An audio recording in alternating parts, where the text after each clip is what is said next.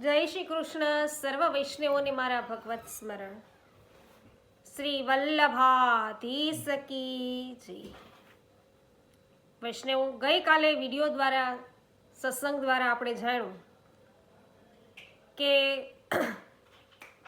પ્રભુની પ્રાપ્તિ ધર્મ સાધનાના કયા કયા માર્ગ છે, કયા કયા પદ્ધતિ છે.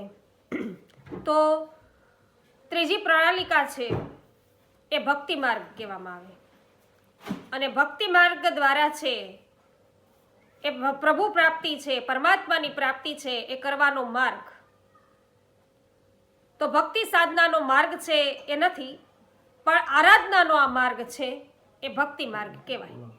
તો આ ભક્તિ માર્ગ વિશે આજે આપણે વિસ્તારથી જાણીશું. સાથે સાથે આરાધના એટલે શું તો એ અવશ્ય જાણીશું. તો વિડીયોના અંત સુધી જોડાયેલા રહેજો વૈષ્ણવો. અને હા, હજુ સુધી આપ સર્વ વૈષ્ણવોએ પુષ્ટિ સત્સંગ ચેનલને સબસ્ક્રાઇબ ન કરી હોય વૈષ્ણવો તો અવશ્ય કરી લેજો, જેથી કરી અને તમને અવનવા સત્સંગો, પુષ્ટિ માર્ગીય સત્સંગો છે પ્રાપ્ત થતા રહેશે.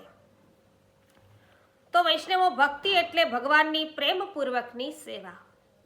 જે માર્ગ દ્વારા મનુષ્ય ભગવાનને પૂરેપૂરો સમર્પિત બની તેમની પ્રેમપૂર્વક સેવા કરે તે ભક્તિ માર્ગ.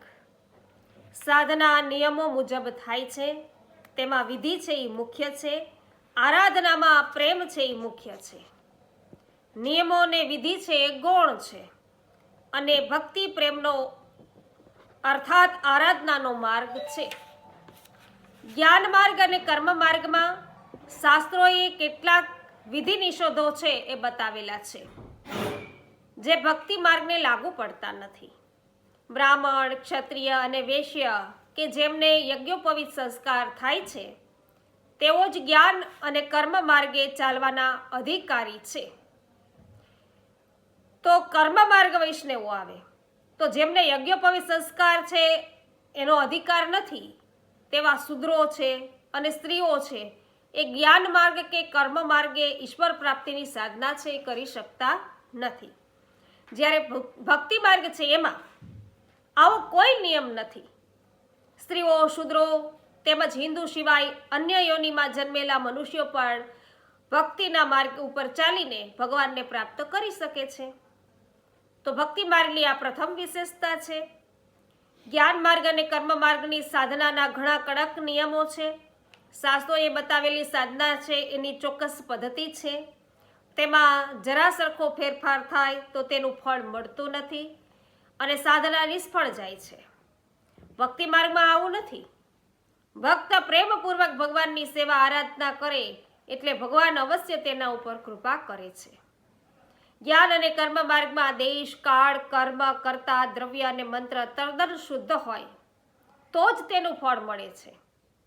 તો ભક્તિ માર્ગમાં આ 6 પદાર્થો કદાચ શુદ્ધ ન હોય પણ ભક્તિ માર્ગનું ફળ છે એ મળે છે. ભક્તિ માર્ગની આ બીજી વિશેષતા છે. જ્ઞાન માર્ગ અને કર્મ માર્ગના પાયામાં આચાર શુદ્ધિ અને દેહ દમનનો ઘણો આગ્રહ છે. ત્યાગ અને વૈરાગ્ય તેના મુખ્ય અંગો છે.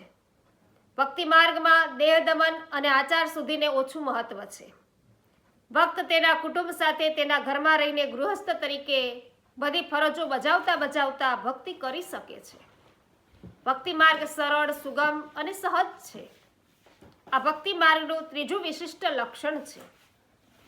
ભક્ત પોતાના ઈષ્ટની ભક્તિમાં તન્મય અને તત્પર છે જ્યારે બને તે જગતના સુખ દુઃખ એને સ્પર્શી શકતા નથી અને તેનું સમગ્ર જગત ભગવાનમાં જ કેન્દ્રિત થાય છે.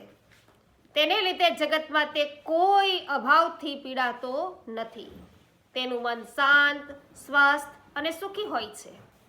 તેને તન મનનું કોઈ જાતનું કષ્ટ છે એ સહેવું પડતું નથી. આ ભક્તિ માર્ગનું ચોથું વિશિષ્ટ લક્ષણ છે. તો શાસ્ત્રોએ ભક્તિના 9 પગથિયા બતાવ્યા છે. શ્રવણ, કીર્તન, સ્મરણ, પાદ સેવન, અર્ચન, વંદન, સંખ્ય, દાસ્ય અને આત્મનિવેદન. તો ભક્ત ક્રમિત રીતે એક પછી એક પગથિયા ચડતા 9મા પગથિયે પહોંચે ત્યારે તે આત્મનિવેદન ભક્તિને પામે છે. અને આત્મનિવેદન બાદ તેને પ્રેમ લક્ષણા ભક્તિ છે એ પ્રાપ્ત થાય છે. આજે કલયુગમાં કર્મ માર્ગ અને જ્ઞાન માર્ગની સાધના લગભગ અશક્ય બની છે, ત્યારે ભક્તિ માર્ગ સુગમ છે. તેથી શ્રી રામાનુજ, શ્રી મધ્વ, શ્રી નિમ્બાર્ક, શ્રી વલ્લભ, શ્રી ચૈતન્ય અને શ્રી સહજાનંદ જેવા આચાર્યોએ ભક્તિ માર્ગનો બોધ કર્યો છે. શ્રી શંકર પછી કોઈએ જ્ઞાન માર્ગ કે કર્મ માર્ગનો બોધ છે કર્યો નથી. આમ આજના સમય માટે ભક્તિ માર્ગ ઈશ્વર પ્રાપ્તિની આરાધનાનો સર્વોત્તમ માર્ગ છે. તો વૈષ્ણવો, અત્યાર સુધીને આપણે ભગવત પ્રાપ્તિ માટેના 3 છે, એ 3 જ્ઞાન માર્ગ છે, કર્મ માર્ગ છે અને ભક્તિ માર્ગ વિશે વિસ્તારથી જાણ્યા છીએ. તો વૈષ્ણવો, આપને જો વિડીયો પસંદ પડ્યો હોય તો અવશ્ય લાઈક કરજો, કમેન્ટ કરજો, શેર કરવાનું ભૂલશો નહીં. હજુ સુધી પુષ્ટિ સત્સંગ ચેનલને સબસ્ક્રાઈબ ન કરી હોય તો વૈષ્ણવો અવશ્ય કરી લેજો, જેથી તમને અવનવા સત્સંગો પ્રાપ્ત થતા રહેશે. વૈષ્ણવો, આપણે રોજ રાત્રિના 9:45 વાગ્યે લાઈવ થઈએ છીએ, જેમાં ભગવદ્ વાર્તા કરીએ છીએ. 84-252 વૈષ્ણવોની વાર્તા, શ્રીમદ ભાગવતની કથા, શ્રી શ્રીનાથજી ચરિત્રામૃત, 16 ગ્રંથો વગેરે આપણે ભગવદ્ વાર્તાની અંદર છે આવરી લઈએ છીએ. તો અવશ્ય 9:45 વાગ્યે રોજે રોજ લાઈવ થવા વિનંતી. સર્વ વૈષ્ણવોને મારા જય શ્રી કૃષ્ણ. શ્રી વલ્લભાધીશ કી જય.